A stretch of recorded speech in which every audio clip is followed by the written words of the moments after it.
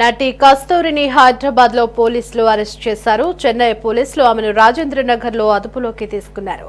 సైబరాబాద్ పోలీసుల సహకారంతో నటి కస్తూరిని పోలీసులు అదుపులోకి తీసుకున్నారు. తెలుగు వారిపై అసభ్యకర వ్యాఖ్యలు చేసిన విషయంలో కస్తూరిని అరెస్ట్ చేసిన పోలీసులు హైదరాబాద్ నుంచి చెన్నైకి తరలిస్తున్నారు.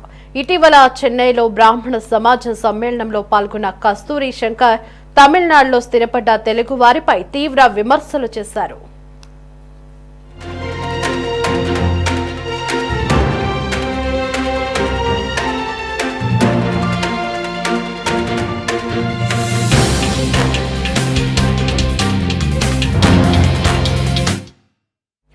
రాజుల కాలంలో అంతఃపురం మహిళలకు సేవ చేసేందుకు వచ్చిన వాళ్లే తెలుగువారని, అలా వచ్చిన వారు ఇప్పుడు తమది తమిళ జాతి అని పెద్ద పెద్ద మాటలు మాట్లాడుతున్నారని మండిపడ్డారు.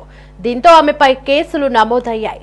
ఆమెకు నోటీసులు ఇచ్చేందుకు ఇటీవల పోలీసులు ఆమె ఇంటికి వెళ్లారు.